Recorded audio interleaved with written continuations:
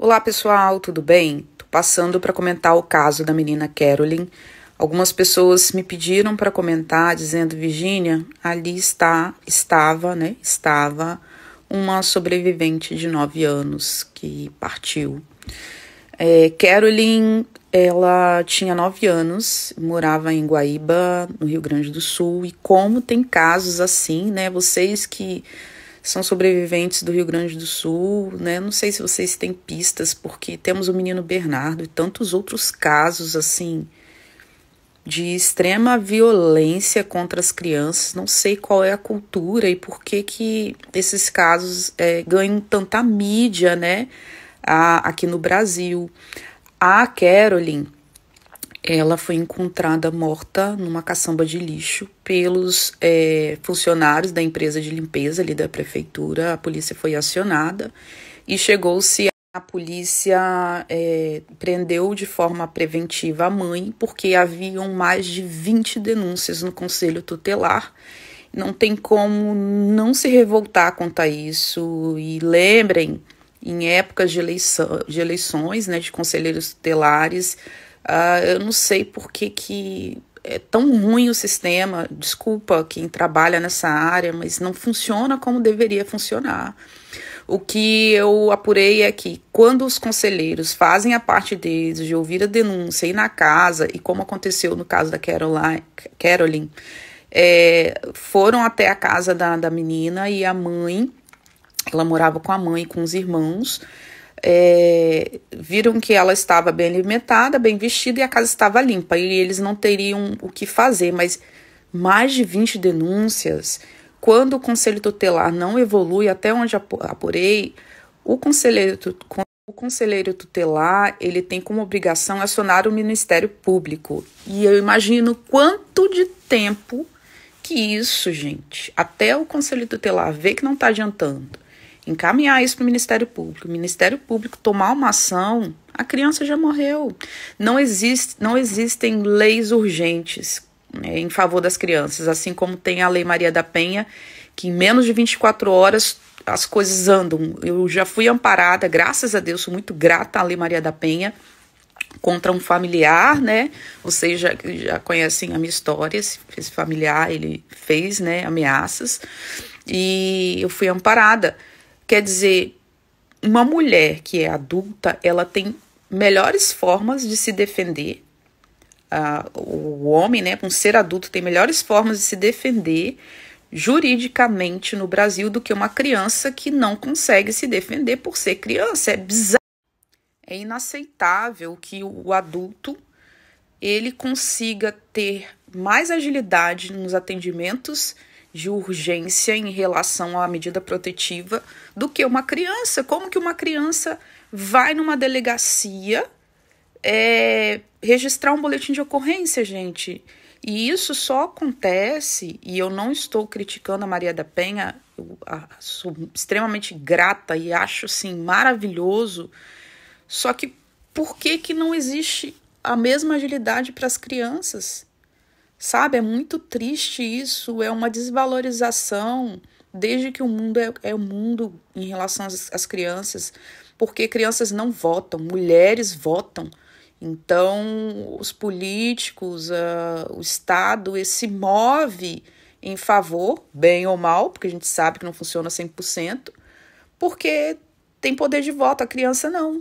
Nós não podemos deixar passar e pensar: a Caroline é só mais uma criança barbaramente sendo morta e assassinada e maltratada, porque essa criança vivia jogada, assim como o menino Bernardo, passando frio, passando fome, por vezes dormia na rua, pedia abraço para os outros, pedia comida, por vezes dormia dentro de um carro abandonado. Imagina o frio, o que essa menina passou, e violência física. A mãe, segundo o inquérito, alguém que foi ouvido diz que a mãe tem traços de sociopatia. Óbvio, né, que a gente não está falando aqui de narcisismo. E o pai, que mora em Santa Catarina, disse que pediu várias vezes a guarda, se ela não queria cuidar, que desse a guarda, e ela não deu a guarda. Acredito eu que ela não deixava a guarda para o pai porque ela era obrigada a pedir esmolas ali na vizinhança. Até onde se sabe, esse é o relato dos vizinhos. O pai diz que não sabia do que acontecia, o que é muito triste e muito real, porque muitos pais fazem isso, fazem filhos, vão embora para outro lugar e não sabem o que está acontecendo com a criança. Infelizmente é cultural isso, mas ele poderia de alguma forma ter salvo a vida da filha. Se a mãe não queria dar a guarda da criança, ele deveria ter acionado a justiça denunciando. Parece que ele fez denúncia no conselho tutelar também, diversas denúncias, só que ele não entrou com uma ação, um pedido de guarda, não fez mais do que deveria ter feito como pai. Então a gente vê a negligência do Estado, do pai. Eu não estou culpando o pai, mas sim, não estou culpando o pai pelo crime, mas pela negligência também de não ter tentado salvá-lo. Se eu perdi a guarda da minha filha ou de meu filho e sei ou ouço dizer alguma coisa, eu vou no inferno, gente. Eu sequestro e vou, sei lá, morar em outro estado, em outro país, já que eu não consegui a guarda de volta, mas nunca que eu ia deixar a minha filha ou meu filho à própria sorte, sabe? É muito diferente a forma como os homens veem a paternidade, como as mães de verdade veem a maternidade, sabe? É bizarro demais. Então ela não foi socorrida pelo pai, nem pelo Estado, nem pelos conselheiros tutelares, e quem deveria ter feito algo não fez, está com as mãos sujas de sangue, porque culpada é a mãe, mas quem negligencia deve ser culpado e também punido pela todos que negligenciaram, desde o Estado a quem quer que seja, deve ser punido para servir como exemplo. Que não é só quem maltrata, assassina, mas quem é cúmplice também, porque quem não faz nada é cúmplice, quem não age como deveria agir é cúmplice. Muita maldade, assim, a gente não pode deixar de comentar, falar sobre esses casos e se revoltar.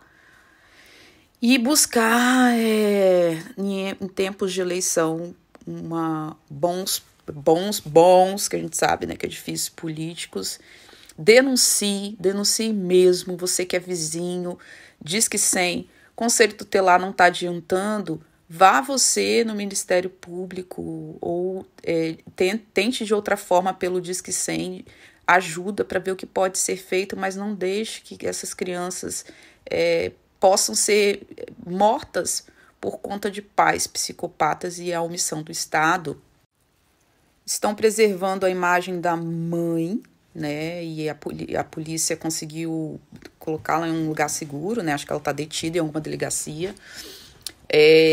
Eu vi uma foto dela, não tem cara realmente de gente boa mesmo, uma cara de perversa mesmo.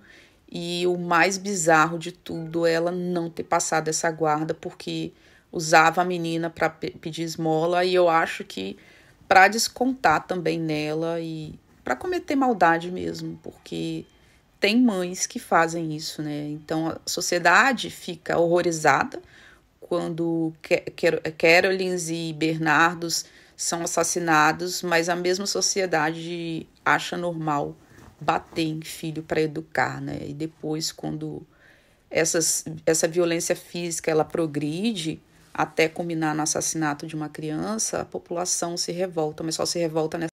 No entanto, só se revoltam nessa hora. A princípio, a suposta causa da morte foi por ingestão de medicação controlada, tarja preta. Possivelmente ela foi dopada. Eu também fui vítima disso e, graças a Deus, estou viva para contar a história. Não conseguiram me matar, mas só quem é sobrevivente passou por esse tipo de envenenamento, né? Sabe o quanto que é bom estar viva para contar a história, né? Bom, a gente não sabe porque ela partiu, mas certamente ela descansou, porque, pelo que é falado, ela sofria muito, né? E partiu para descansar. Que essa mãe seja punida, seja julgada e seja condenada pelo que fez. É isso que eu espero, gente, que as coisas melhorem. Esperamos que as coisas melhorem, sem muita esperança, porque, como eu falei, criança não vota, criança não é útil para o Estado. Desde os primórdios, criança é vista como um estorvo para a sociedade.